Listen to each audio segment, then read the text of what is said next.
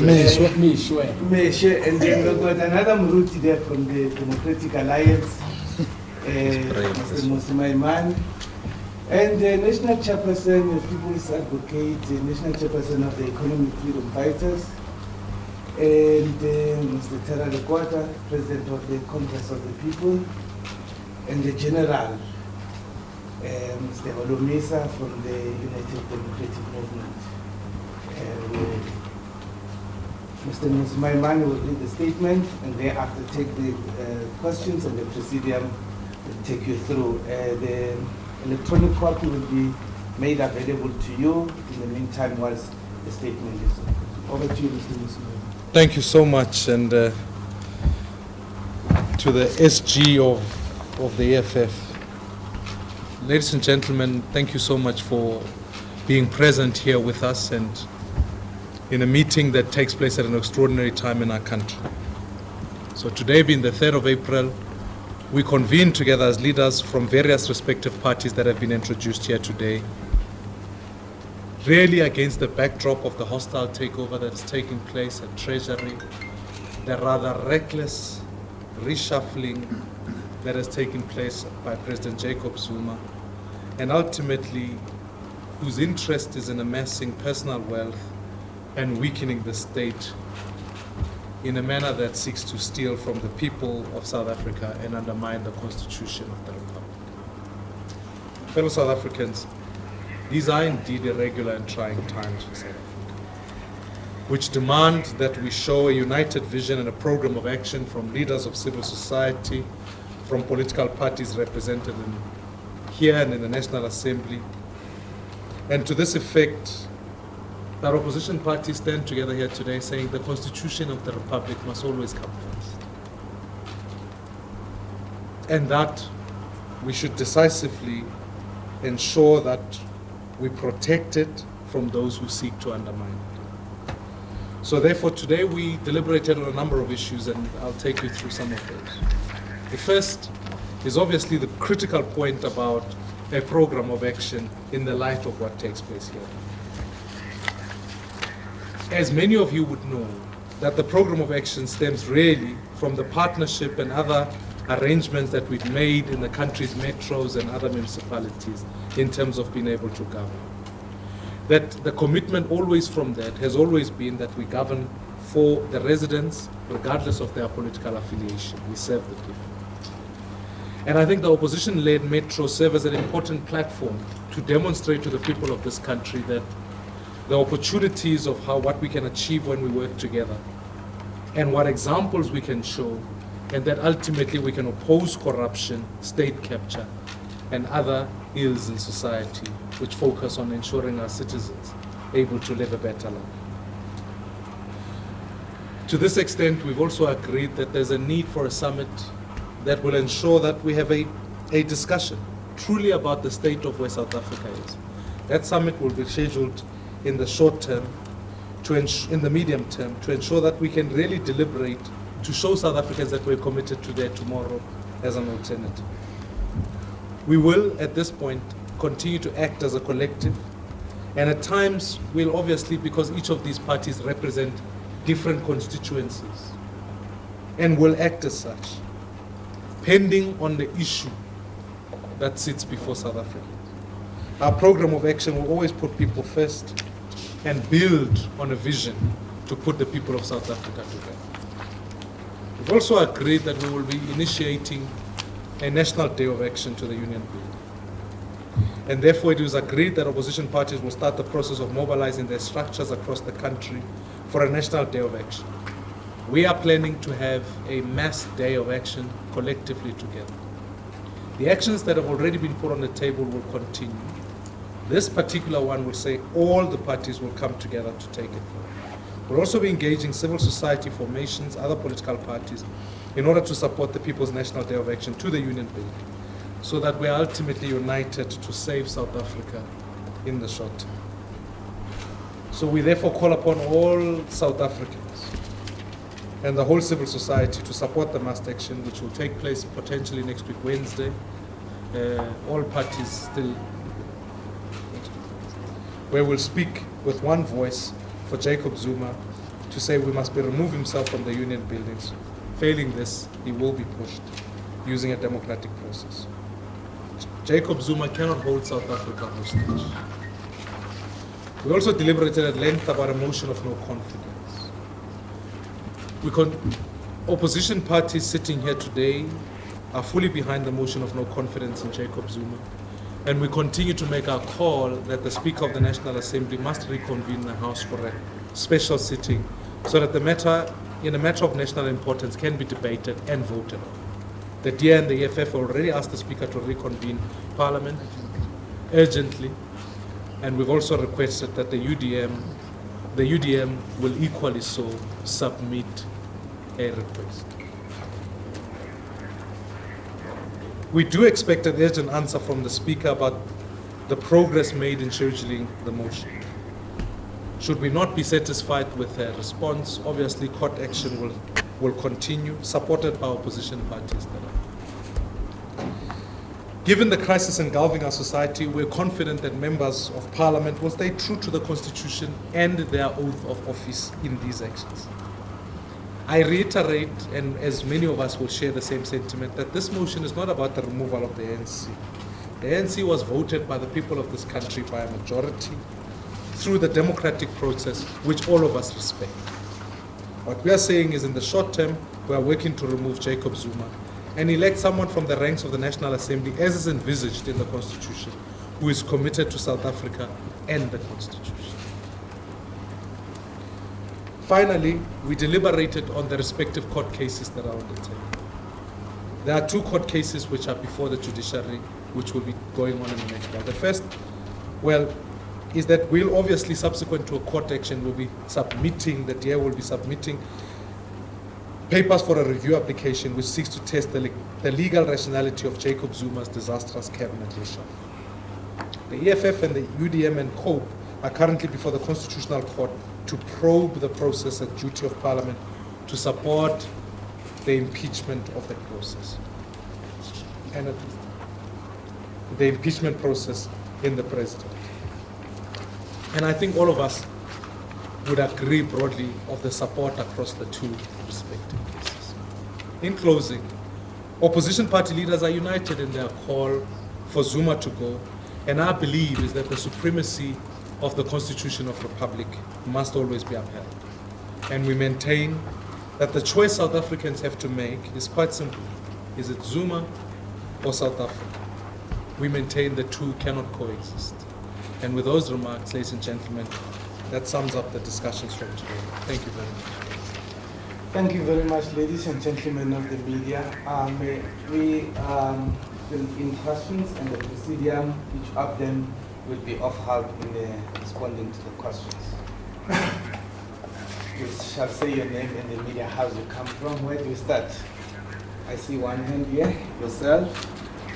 Madam there. Okay, let's start that side and move like that. Your name and the media house you come from. My name is Susan. I'm with Agence France Presse. I'm going to ask about the motion of no confidence. You've done this before. I don't know, it's probably on the third or fourth attempt now. What makes you think that this is going to be different? Are you just going on an academic process, or do you think there's going to be some effect? Noted.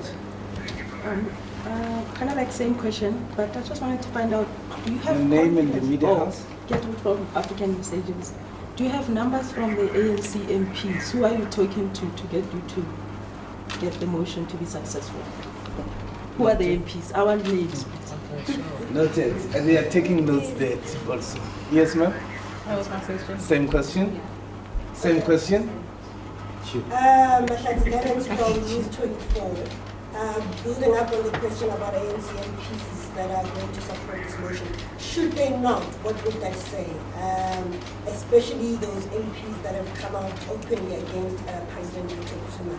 If they don't actually support your motion, what, as a opposition party, do you think that says about them? All right. Was that the first round? Yes? Masa Kigana from Eyewitness News. My question is regarding the summit, if you could just elaborate on that. And the second one is regarding choosing someone from the National Assembly. Who would it be to replace Zuma? Thank you very much, members of the Presidium. Where do we start? Who's volunteering to start first? I mean, I think there are various respective questions which I think each political party must give expression to. And I think perhaps maybe it might be helpful for the general to speak a little bit about the summit in terms of how it goes. I think that would be helpful in terms of where it goes. Perhaps maybe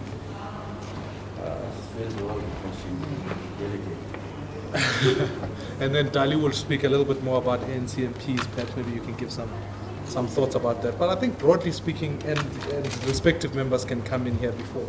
I take, this is not an academic exercise. We are serious about this. I think we could make the mistake and think that the reason we convene today is an acknowledgement of the urgency of the situation. That's why we are doing everything in our power to make sure that we act in a bipartisan manner that involves all political parties in the National Assembly. And that's why we're doing as much effort to do the lobbying exercise as possible, so that more South Africans who say we choose South Africa can work in a collective and a united manner. I think it would be dangerous to start to say this is that one and that is that one. The process must be lobbying. So I think that's going to be important. And I think seeing I've got delegations to say, the summit really seeks to say, how do we as a collective think broadly about the issues in South Africa, the vision we want to offer?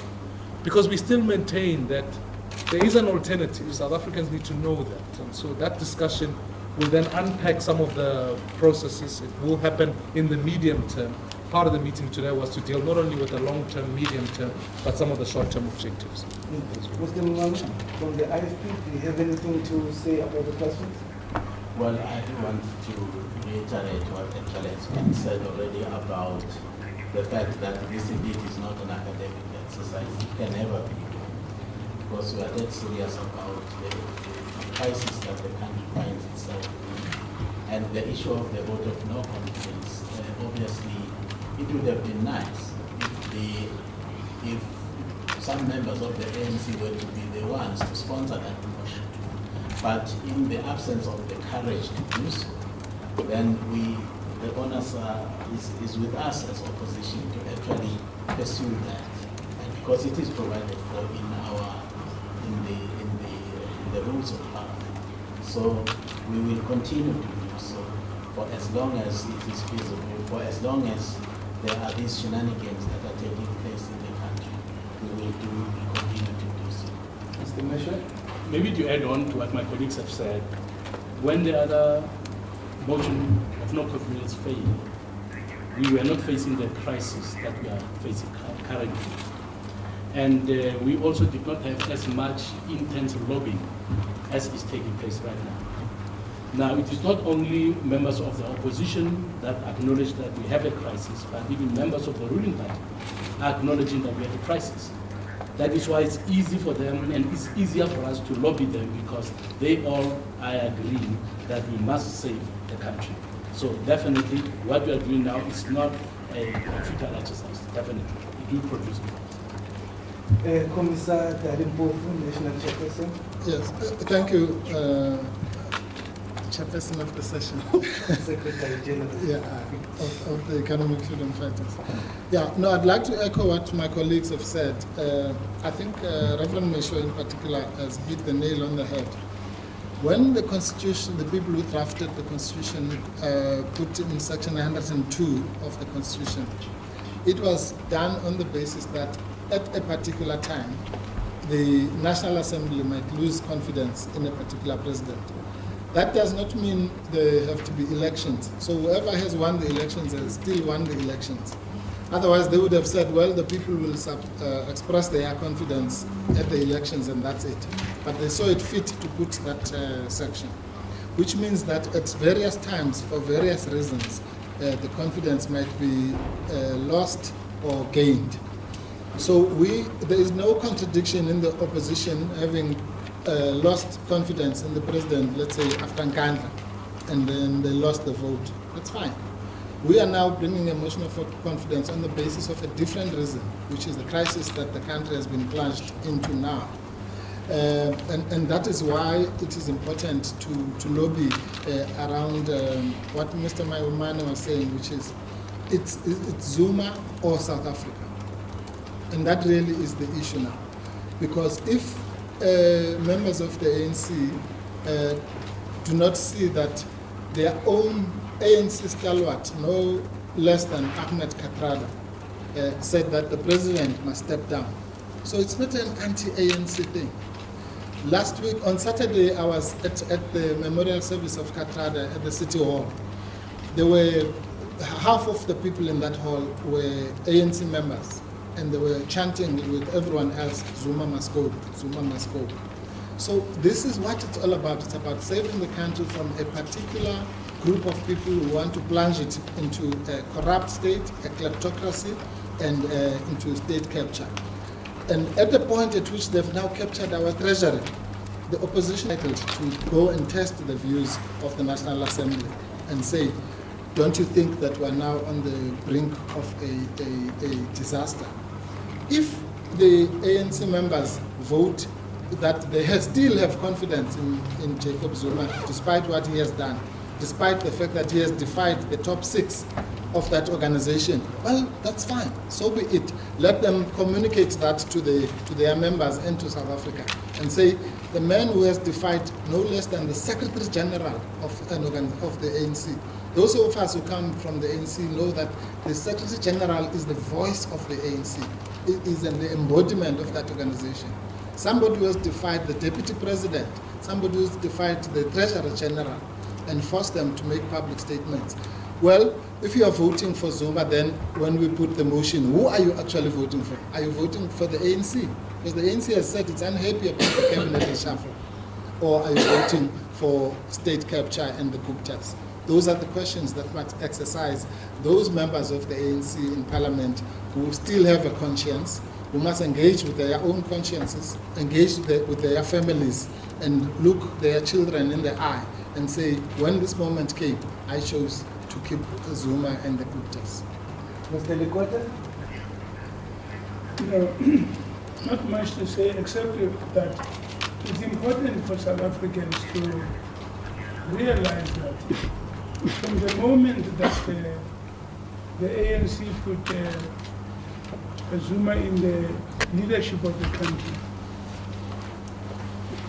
he veered completely away from the Constitution, and his first act was to recall President Thabo Mbeki without any regard to the provisions of the National Constitution. Since then, the whole track record of Zuma has been one of undermining the Constitution. And the ANC has fully supported him at every step of the way. Today, we have a challenge to bring South Africa back to the constitutional route, which we started on with President Mandela, followed with President Thabo Mbeki for the 10 years that he was president. Now our country is in this crisis because there's no regard for the Constitution and there's no regard for the rule of law. Strictly speaking, we are being governed today exactly in the way that the National Party used to govern us under apartheid, where the leaders of government take decisions by themselves, no regard for the Constitution and the rule of law, and implement what they want to do. The only thing that's divided the ANC now is because for the first time, he has shown such contempt, even for the leadership of the ANC itself. And that has opened their eyes to the fact that, in fact, he is a dictator. He is not following any law, he's following his whims and wiles. People call these whims and wiles the Guptas. It was said when the Secretary General and the Deputy President of the ANC and of the country was saying that this reflection cabinet was done somewhere, and it was clear that it was done somewhere and they were told, well, it can no longer be changed, it's got to be like that. So we want with the program, this program of action, we want the country to return to constitutionalism.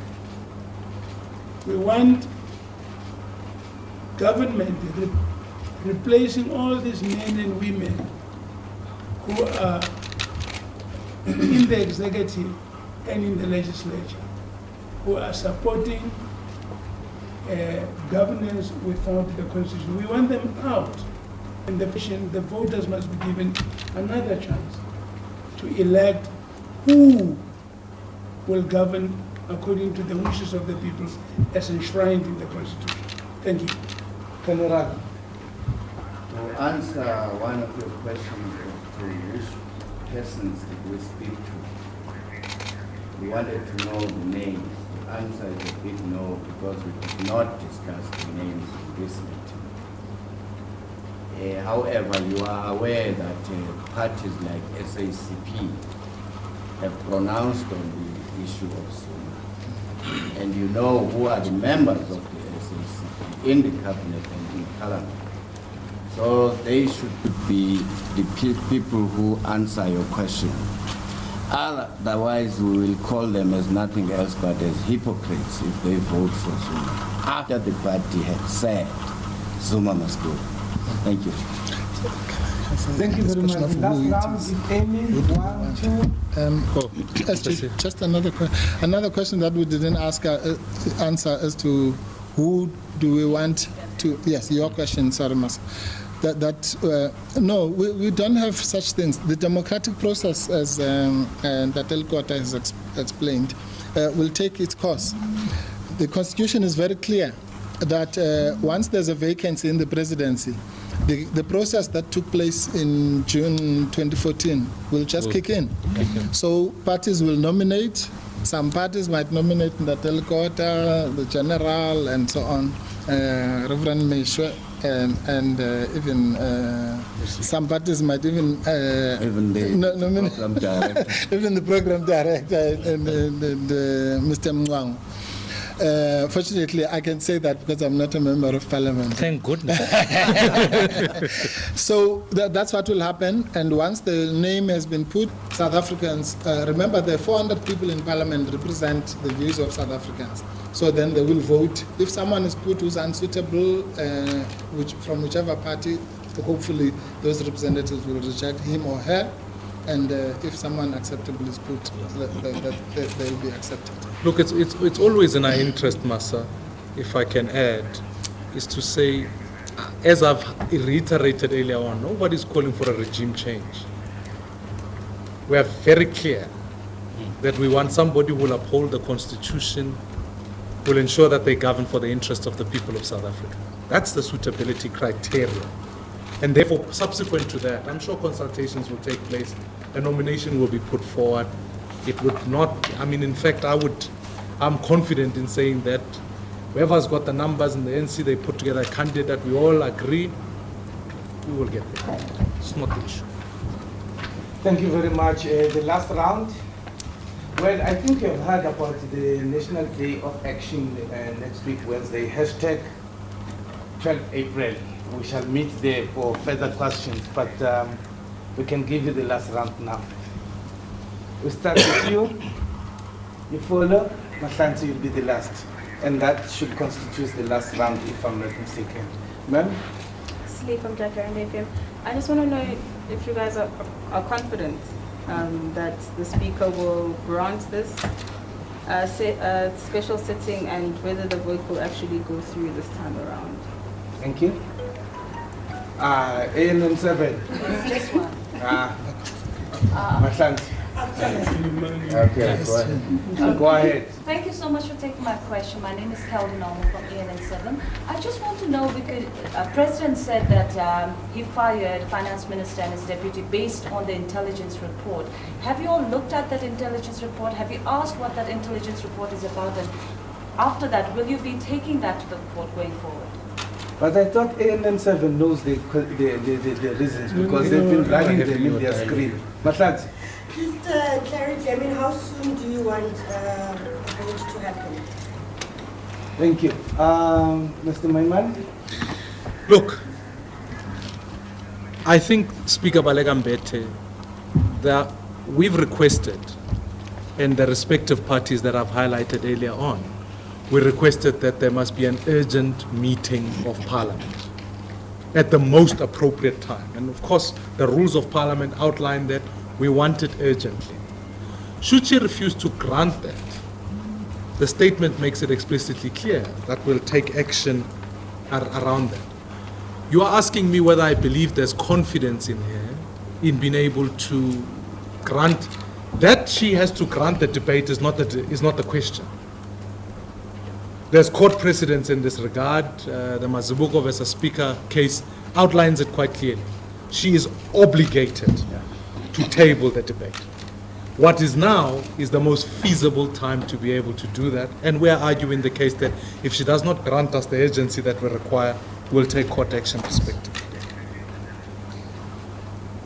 I think, if I'm not mistaken, in terms of the report, our stance, and this wasn't something that was discussed even in this respective meeting, our stance is that you can't put together, I maintain the view the report is nonsense. But the processing of intelligence report has to be in the appropriate committee of Parliament. It must be interrogated and should be such. That's why when we put together the review application, that will be the subject thereof, to say, in which world do you undertake to argue the case out prerogative and then use reports in that manner? It in fact produces a case for irrationality, and that's the court action in many ways that we'll take. I think the third question was about clarity around. What was Mine was just about, urgently and most appropriate, ideally when would like to. Soon, if we can get it in the next 2 weeks, that would be ideal. That's what we think we'd like, considering obviously Easter's coming, all the logistical. It's got to be soon enough in the most appropriate time for Parliament to be convened. Can I add a rider to this question? You know, one of the things that South Africans must take into account is that our democracy is still very, very young. One of the key issues that's giving us problems is that we have members of Parliament who in many instances do not appreciate that when you take an oath of office, it is binding on you and on your conscience. That therefore, you can't vote like a herd of cattle.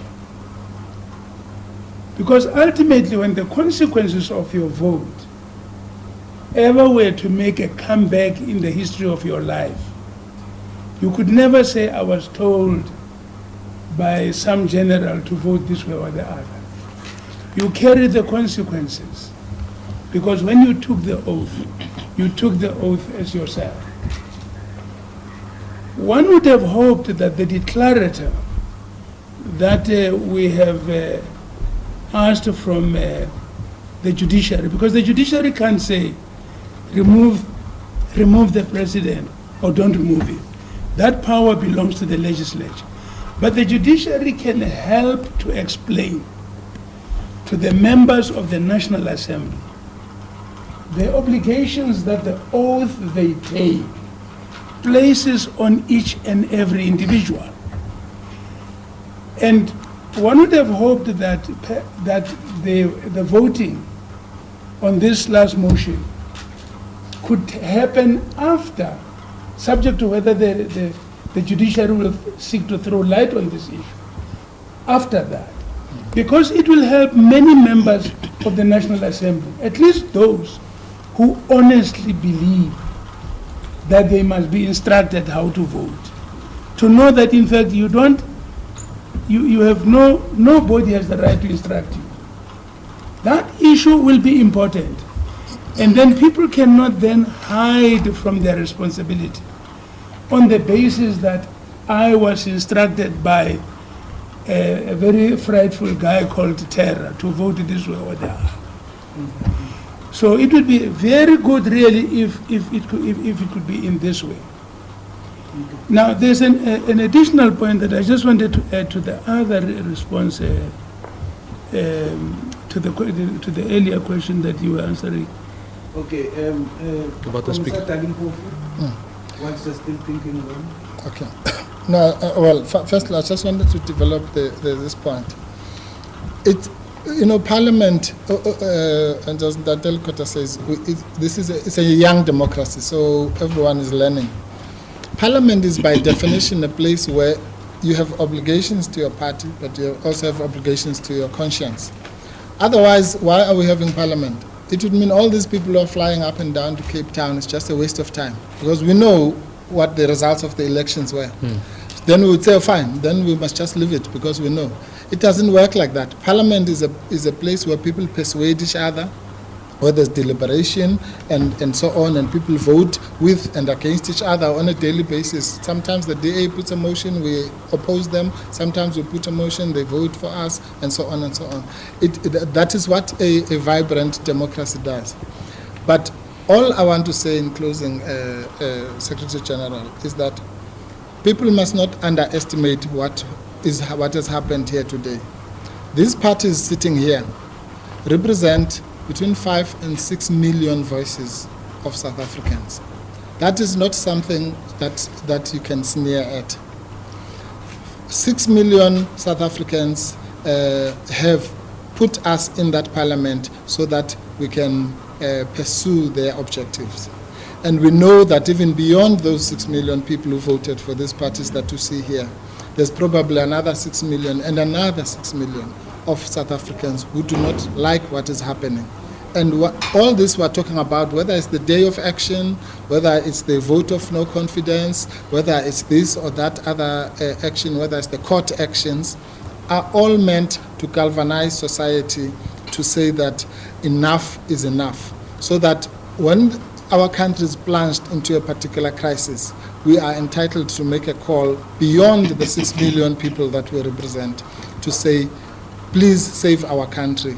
And the time has come now. And that is really the message, the only message. After that, even from the ANC people, we're appealing to them to work with us only for those 2 hours. After that, it's business as usual. We'll be boxing against Maimane and company all the time. But for those couple of hours, let's all unite to save our country from this crisis. Thank you very much. Did I see one last hand? Yes? Be quick. Yeah, well, yes. but you didn't answer whether you are confident it will go through this time around. And also, I wanted to know, where's the AIC, the PIC, the other Smolanyana NFP? Smolanyana my sister, don't refer in that manner. It's covered in the statement. You heard. We said we're talking to all parties. Okay, and then just my last question. Yes, we are confident. Okay, but Ubalega yesterday said that there seems to be the media is always reporting about a protection of Zuma inside Parliament, and she doesn't know what we're talking about. Do you guys see that protection in Parliament, yes or no? You should have read our timeline. You must read the judgment of the EFF and the DA in the Nkandla case, and whether that the Constitutional Court found that the National Assembly protects the President or not. Don't listen to us because we are opposition parties. Listen to the Chief Justice. No, just to add on the question that was asked earlier on about the National Day of Action, what are the logistics around that?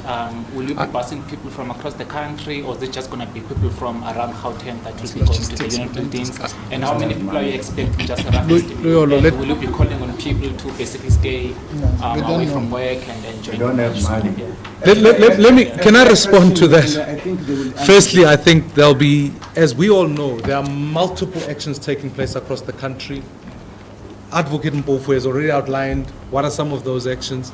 As far as logistics and planning, I'd rather, given another time, give a communication. We'll put a communication together because each party, requires its own respective structures to be able to respond to that. And obviously there are multiple actions taking place. We don't dictate to people how they should act, when they should act.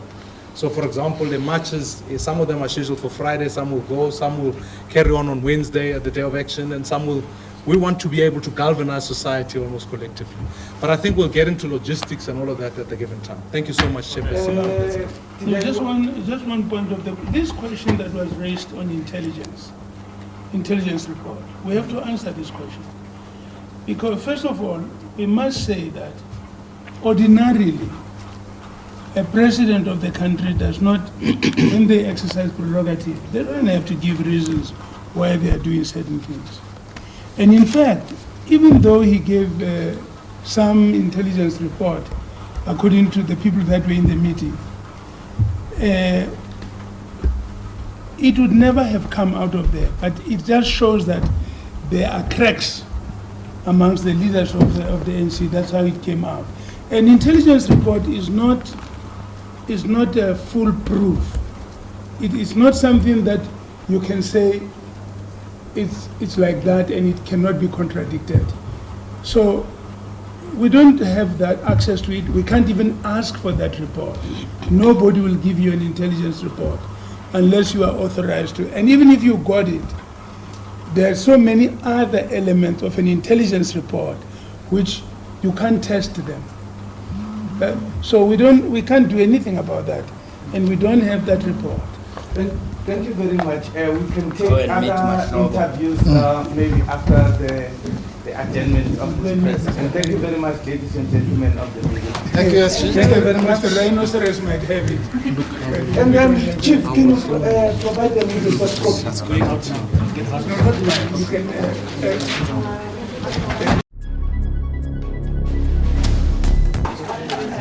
I don't know